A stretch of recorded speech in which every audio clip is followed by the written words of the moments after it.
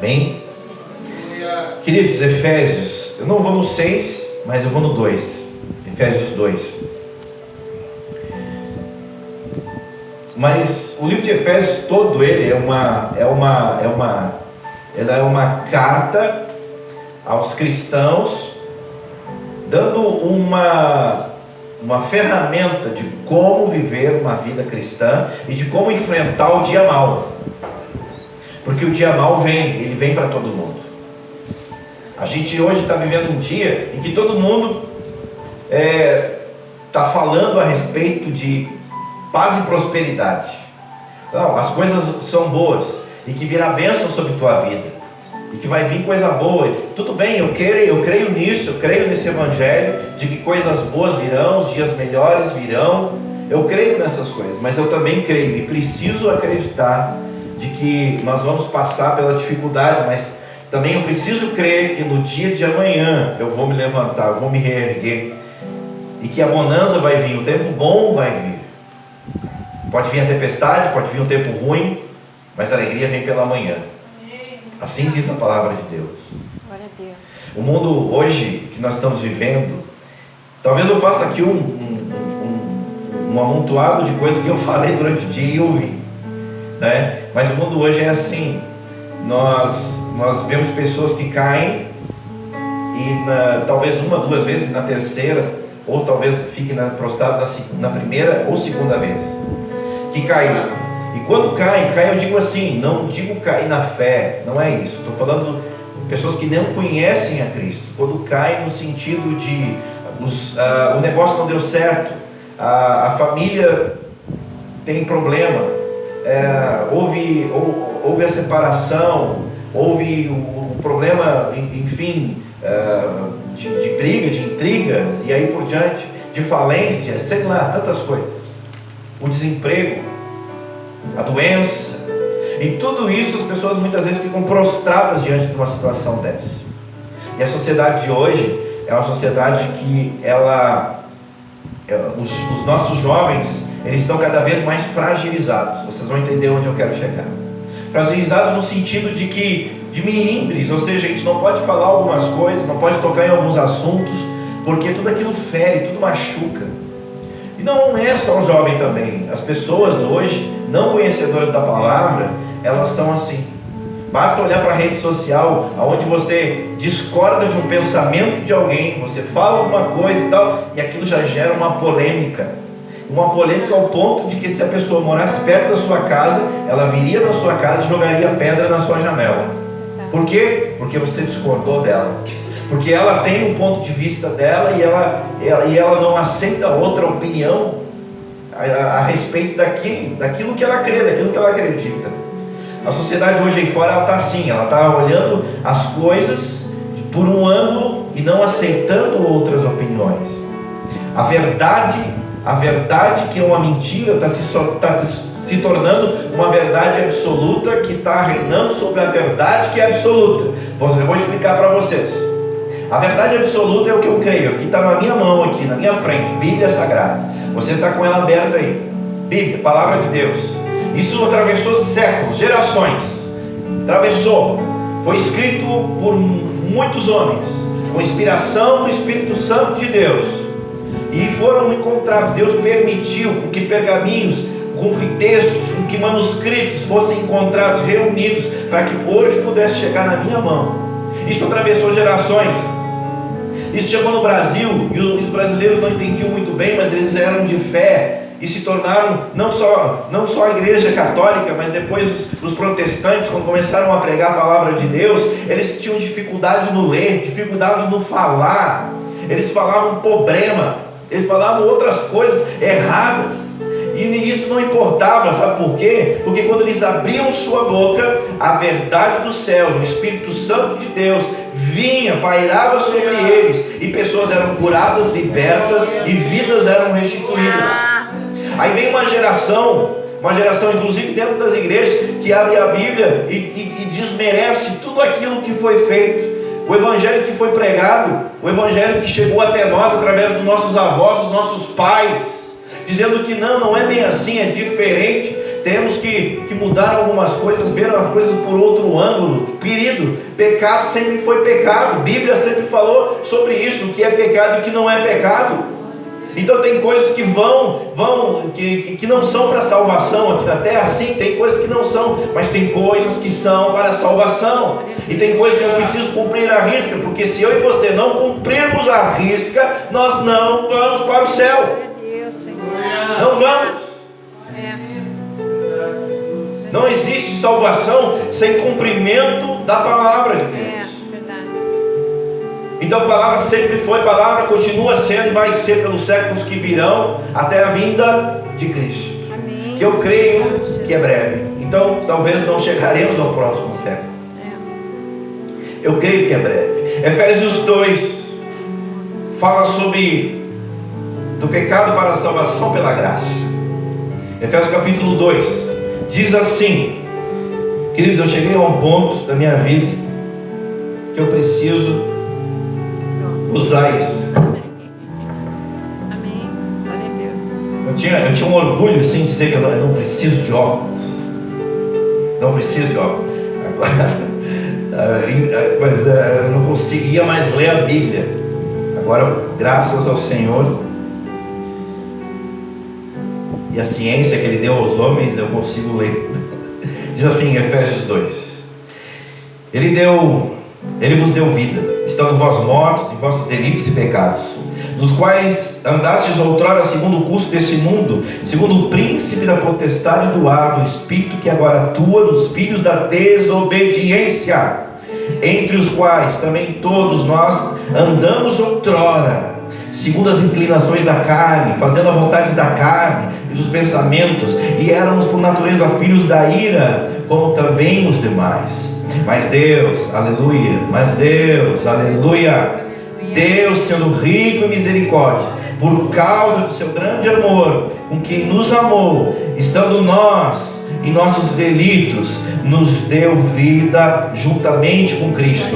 Pela graça sois salvos, e juntamente com Ele nos ressuscitou e nos fez assentar em lugares celestiais em Cristo Jesus, para mostrar nos séculos vindouros a suprema riqueza da sua graça, em bondade para conosco em Cristo Jesus. Porque pela graça sois salvos mediante a fé, e isso não vem de vós, é dom de Deus, não de obras, para que ninguém se glorie, pois somos feitura dele, criados em Cristo Jesus para boas obras, as quais Deus de antemão preparou para que andássemos nela. Aleluia. Aleluia. Eu gosto quando o pregador e o autor ele cita duas vezes: pela graça sois salvos, e ele depois, pela graça sois salvos, mediante a fé. Eu peguei, você já deve ter ouvido isso algumas vezes, a palavra graça, ela quer dizer, ela vem de dádiva, ou seja, ela é um presente. A graça quer dizer um dom, olha só, no sentido espiritual, um dom que Deus nos concede para a salvação. Então a graça que está sobre você, essa graça, esse presente, essa dádiva, é um passaporte que você tem, que você adquiriu de graça para a salvação. Você tem acesso a isso. A graça de Deus está sobre sua vida. A graça de Deus é sobre sua vida. Você precisa crer nisso. Queridos, uma coisa que eu vejo muito por aí, e eu fico até um pouco entristecido, é falando com cristãos que não têm certeza da sua salvação. Anos na igreja, não, estou aqui e tal, estou servindo e tal, e aí numa hora, em um determinado momento, e o Alessandro hoje me fez pensar em muita coisa. Eu sou assim, as pessoas estão falando e eu estou ouvindo outras coisas na cabeça. Ele estava falando ali e tal, me veio algo na cabeça. As pessoas, elas não têm certeza da sua salvação. Elas chegam e numa oportunidade que é dada, enfim, elas falam, elas ministram e tudo, e muitas vezes estão até no altar do Senhor. Mas quando você vai particularmente falar com elas e tal, elas dizem, sabe, é difícil, não sei se Senhor vir naquela hora, não sei como é que vai ser, tal, numa conversa mais particular, pessoas demonstram angústia, demonstram uma aflição e demonstram um questionamento em relação à sua salvação. Queridos, o livro de Efésios, no capítulo 1, volta uma página, diz o seguinte, versículo 4: assim como nos escolheu nele, antes da fundação do mundo, para sermos santos e irrepreensíveis nele, perante ele e em amor, ele nos predestinou para ele, para a adoção dos filhos, por meio de Jesus Cristo, segundo o beneplácito de sua vontade, assim como ele nos escolheu nele. Tem uma palavra, uma outra tradução que diz que ele nos elegeu nele. Isso quer dizer o quê? O livro de Efésios, capítulo 1, ele está dizendo que o céu, ele não é só o meu destino, o lugar que eu vou passar a eternidade. Efésios capítulo 1, versículo 4, ele está dizendo que o céu é minha origem, é de lá que eu vim. Então você precisa entender algo, que você veio de Deus, e você volta para Deus. Vem aqui, irmão, me ajuda a fazer uma ilustração aqui. Vou te colocar no teatro agora. Você é Deus, tá? Você é Deus. Então eu estou aqui, estou em Deus. Estou em Deus. Amém. Aí Deus, ele resolve que eu venha ter uma experiência terrena aqui na terra. E essa experiência é algo que vai revelar meu coração, revelar a minha vontade e a minha necessidade dele. Ou seja, eu preciso voltar para casa. A parábola do filho pródigo, ela não está só falando de uma história de um homem, mas ela está falando da história terrena, ela está falando da história de Deus e de nós. De nós que andamos nesse mundo e muitas vezes andamos desgarrados, mas num momento de nossa vida, geralmente na dificuldade, geralmente quando nós estamos no fundo do poço, nós voltamos para a casa do Pai. Glória a Deus. E a história é essa: Deus me elegeu nele. Então o que ele faz? Deus, ele pega e me tira dele. E do que ele me tira dele, eu venho a minha experiência. Aí o que acontece aqui na vida? Eu preciso de Deus, eu sei, eu tenho entendimento de que algo me falta, porque, queridos, isso acontece com toda a humanidade. Em todo mundo há religiões. Na Índia, não sei quantos mil deuses, as religiões orientais, todo mundo precisa de Deus e procura um Deus de forma desesperada. Mas a palavra diz que só existe um Deus.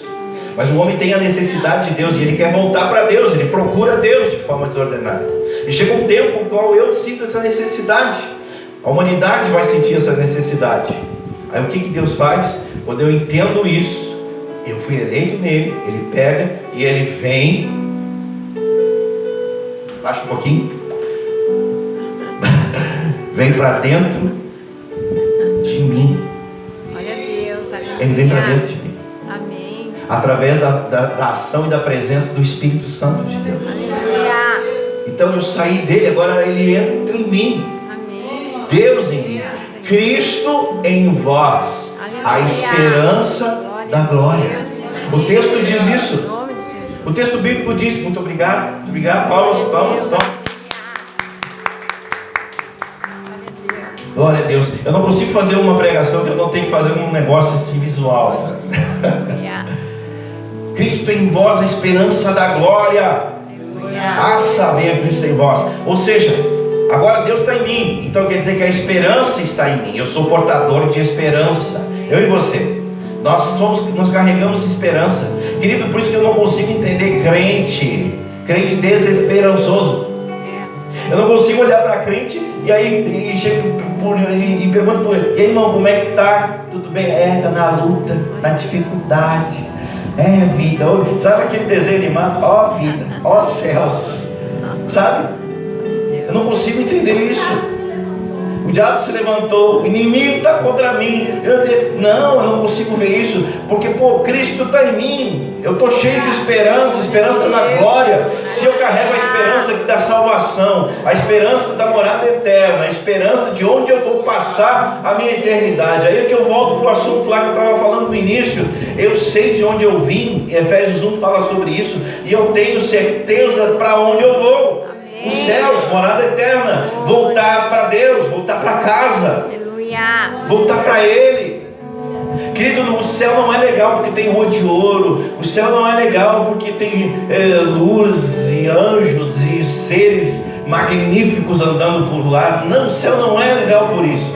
O céu é legal porque tem Deus lá. Glória a Deus. Deus, o Pai, o Criador de tudo, aquele que eu sinto a falta, aquele que preenche o meu vazio. O desespero da minha alma só pode se saciar em Deus através da ação do seu Filho, Cristo Jesus, e da presença do Espírito Santo que paira sobre nós. Você está entendendo isso? E aí quando Efésios está falando de uma graça que agora está sobre nossas vidas, que agora que está sobre nós e que nos salva, Ele está dizendo, Ele está nos dando uma garantia de felicidade. Eu posso usar essa palavra? Posso. Felicidade. A gente pode estar triste, mas não pode estar batido. A gente pode estar cabisbaixo, mas não pode estar... Em outras palavras, quando Paulo está falando sobre isso, ele está dizendo o quê? Que pode vir uma dificuldade, mas ela não pode me derrubar. Aleluia. Glória a Deus. Então ser cristão é o poder da resiliência. Lembrando de novo da nossa conversa hoje, é o poder de cair e levantar. Resiliência é isso: eu caio, eu levanto, eu curo minhas feridas, eu tiro a poeira e eu vou de novo. Eu caio, eu me levanto, eu curo minhas feridas, eu tiro a poeira e eu vou de novo. Resiliência, sabe o que é isso? É a autocura que vem através de Cristo em nossas vidas. Aí que está a diferença. No mundo as pessoas passam por 1, 2 problemas e desistem. Desistem. Eu citava hoje um exemplo de uma pessoa no Vale dos Sinos, em Novo Hamburgo, que quando a empresa quebrou, a empresa de calçados quebrou, ela matou a mãe, ela matou o marido e a filha, e depois tentou se suicidar. Porque um negócio não deu certo. Porque as coisas materiais não deram certo. E para isso é o desespero, é o fim de tudo, acabou. Porque o coração, a palavra diz, onde está o teu coração? Se teu coração está nas coisas desse mundo, as coisas desse mundo vão te consumir. Verdade. Se teu coração está em Deus, presta atenção, se teu coração está em Deus, são coisas que são eternas, o teu coração está seguro. Glória a Deus. Sabe por quê? Porque são coisas eternas, são coisas que não estão ligadas a esta terra, a mediocridade do nível humano no qual nós vivemos. Amém. Aqui, queridos, cada um quer tirar vantagem em cima do outro. Aqui cada um quer tirar proveito em cima do outro. É uma verdade, é uma realidade. E nossa função como cristão é sermos luz na vida dessas pessoas, para que elas possam se espelhar em nós, olhar para nós e poder querer vir e servir na casa de Cristo. Senhor, aleluia. Quando eu digo aqui, Senhor, livra-me de mim, na minha oração, eu estou falando em relação aos meus pensamentos, em relação à minha humanidade. Mas, ao mesmo tempo que eu falo isso, eu posso dizer, olhem para a minha vida e sigam aquilo que eu tento ser e com todas as minhas forças tento viver. Porque o apóstolo Paulo disse isso deveria ser uma chave para todo ministro do Evangelho, para toda a igreja, para toda a igreja, para todo irmão, para toda irmã. Olhem para a minha vida. Amém, Senhor. Aquilo que eu sou aqui dentro é aquilo que eu devo ser lá fora. Glória a Deus, Senhor. Olhar para a vida e ser exemplo na vida de outros. Quando o livro de Efésios, capítulo 2, no versículo 2, lá no fim, diz assim: que o príncipe da potestade do ar, do espírito que agora atua nos filhos da desobediência. Fala que antes nós andávamos segundo o curso do mundo, e no espírito que agora atua nos filhos da desobediência. Glória a Deus. Então agora, nesse momento, há um espírito atuando em seres humanos, levando eles à desobediência. O que é evangelho? O que é ser cristão? O que é ser obediente? Então, ser filho da desobediência é simplesmente não seguir um padrão que nos foi estabelecido. E o padrão que nos foi estabelecido, como eu falei aqui no início, a Bíblia, a palavra, ela é um manual de vida para mim e para você, que nos dá diretrizes, nos ensina sobre casamento, criação de filhos, nos ensina sobre como fazer negócios, com quem nos devemos associar. Aqui fala sobre até mesmo a questão de empréstimo, fala sobre milhares de coisas, mas nós não sabemos por quê, porque não lemos, não temos conhecimento, e acabamos pecando. Meu povo peca porque não conhece as Escrituras.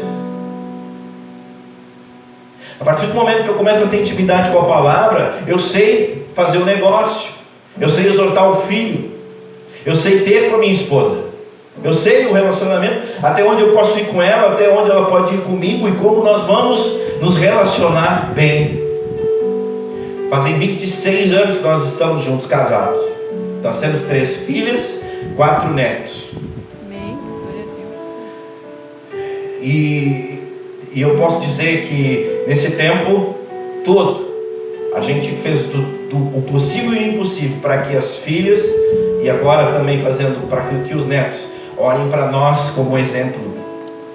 Glória a Deus. Essa é uma caminhada cristã. Amém. Essa é uma caminhada cristã. Porque antes eu era filho da desobediência, diz a palavra. Antes você era filho da desobediência. Era. Verdade. Era. Não é mais. Amém. Porque agora tem um passaporte que foi dado para Glória a você. Deus. Aleluia. A graça é o passaporte que te dá acesso à Glória a Deus, salvação. Senhor. Aleluia. E ela é de graça. É. Mas tem o alto preço da graça. Aí que eu entro agora para começar a pregar. Glória a Deus, Senhor. Aleluia. O alto preço da graça.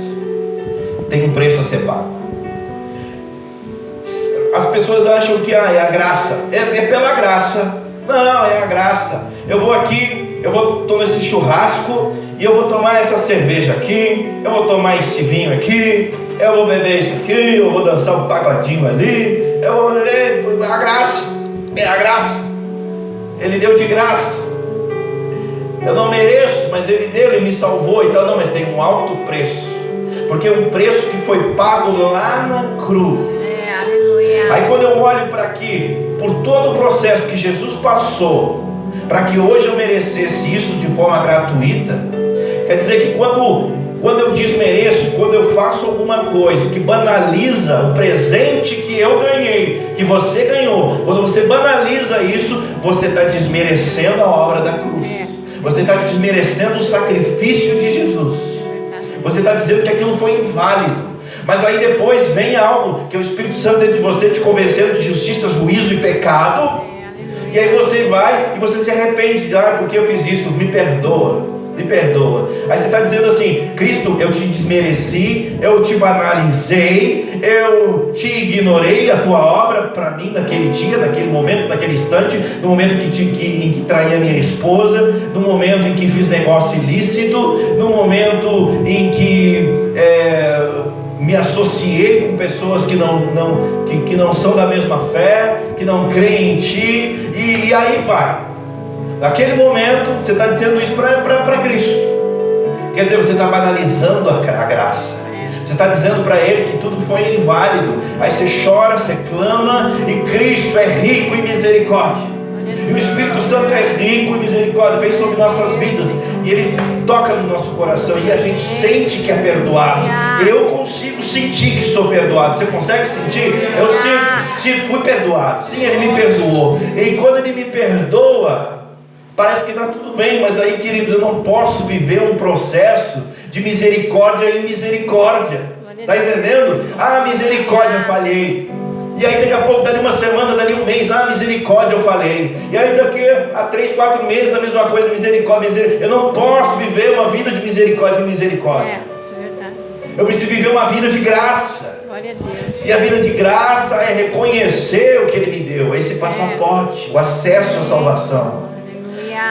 E eu não banalizo, eu não menosprezo a obra da cruz.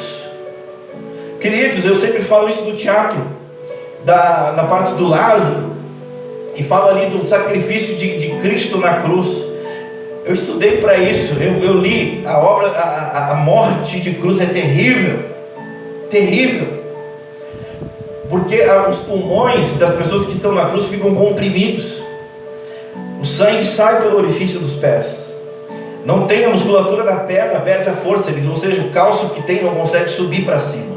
A primeira coisa que morre nos tecidos das mãos e do pulso, ou seja, o braço do cotovelo para cima não funciona mais, ou seja, está morto.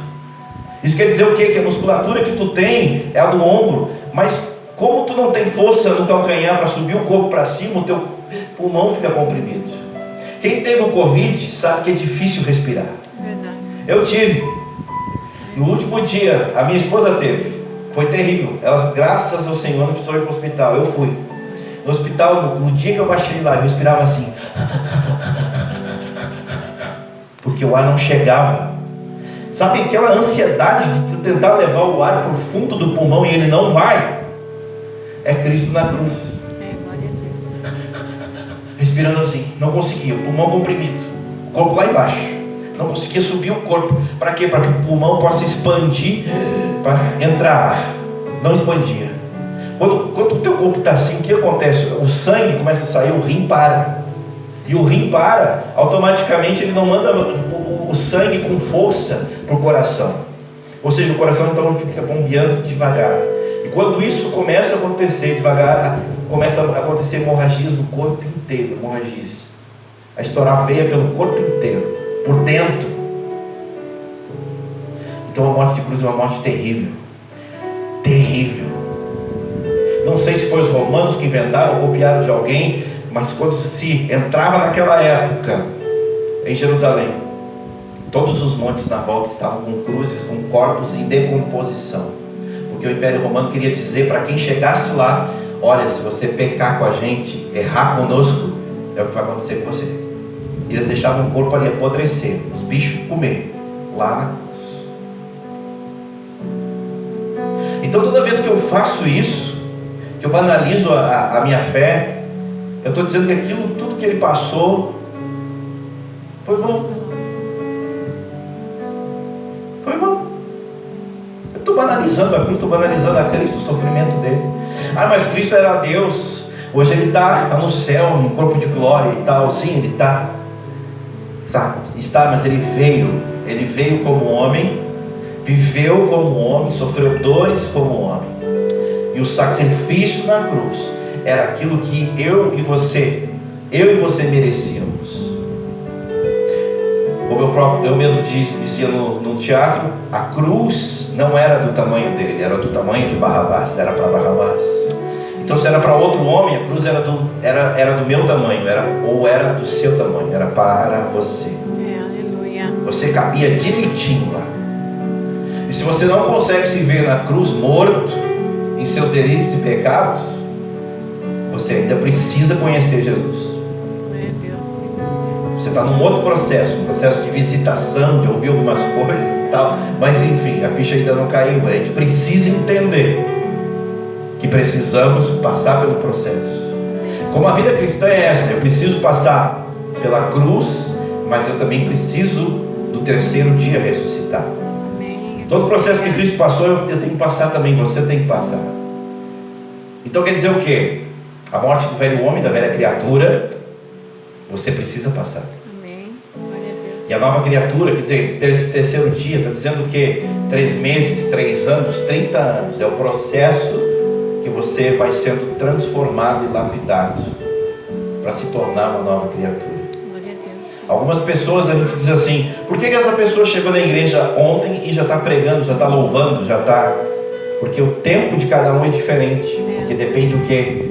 Depende do interesse. Depende da forma que eu me aplico, da forma que eu me disponho a conhecer. E a transformação de uns é mais rápida e outros é mais lenta. Mas isso depende de quê? De cada um de nós. Verdade. Aqui, queridos, no versículo 3 diz assim: entre os quais também todos nós andávamos outrora, segundo as inclinações da carne, fazendo a vontade da carne e dos pensamentos éramos por natureza filhos da ira, como também os demais. Mas Deus, sendo rico em misericórdia, por causa do seu grande amor, com que nos amou, estando nós mortos em nossos delitos, nos deu juntamente com Cristo, pela graça sois salvos, juntamente com Ele nos ressuscitou, e Ele nos fez assentar em lugares celestiais em Cristo Jesus. Amém. Queridos, assentar em lugares celestiais, aí que está. Quando eu começo, agora eu estou nessa vida aqui, eu preciso entender que eu e você precisa entender que nós estamos assentados em lugares celestiais. Glória a Deus. Parou para pensar nisso? Aleluia. Sabe o que é estar assentados em lugares celestiais? Com os pés nesse mundo, mas com a mente nos céus. Amém. Com a mente ligado nele, porque se eu vim dele, como diz o Efésios 1, eu preciso estar conectado com os céus, querendo voltar para casa, voltar para o lar, e fazendo as coisas que agradam o meu Pai e que me dão acesso a esse lar. Glória a Deus. É um caminho. Conversão é isso aqui. Quando a gente está aprendendo a dirigir, eu vou, não que eu faça isso, ou que você faça isso, mas vamos tirar um exemplo. Eu vou e eu derrubo uma lixeira, eu atropelo um gato, eu passei e numa poça e eu dei um banho numa senhora que estava passando do lado, e eu vou, esse é um caminho. Aí lá na ponta diz assim, conversão à esquerda. Aí eu faço o quê? E volto pelo mesmo caminho. E quando eu volto pelo mesmo caminho, eu vejo o estrago que eu fiz. Eu vejo a senhora molhada, eu vejo um cachorro ou um gato atropelado, eu vejo uma lixeira caída. Então, se eu volto e eu simplesmente passo por tudo isso, isso não é conversão. O problema é deles. Agora, conversão é eu parar e eu pedir desculpa para essa senhora. Perdão. Eu pegar esse animal, eu ver se realmente está morto e tal, eu fazer alguma coisa por ele. Eu pegar esse lixo, o lixo da vida, e eu juntar tudo ele. Isso é conversão. Você volta pelo mesmo caminho. E você limpa coisas. Você arruma coisas. Você conserta. Esse conserto é na sua vida e na vida de outras pessoas. Deus. Quando eu preguei isso uma vez, há muitos anos atrás, na Miraguaia, sobre conserto, eu lembro que um irmão, ele foi no cemitério. Tu lembra disso? Do Zé Augusto. Ele foi no cemitério. É claro que nós não cremos nisso. Cremos que aqueles que dormem aguardam o dia do juízo, o dia de sermos julgados. Mas um exemplo para vocês, aquele irmão diz que no túmulo da mãe dele pediu perdão e chorava. Glória a Deus. Não que a mãe dele fosse ouvir. Não, isso não existe para nós. Mas no seu íntimo, no seu coração, na sua alma, ele precisava liberar isso. Glória a Deus. Senhor. Verdadeira conversão. Amém. Ele chorava e ele pedia perdão.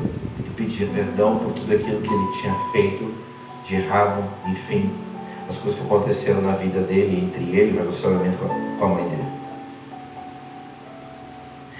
Essa é a nossa caminhada aqui.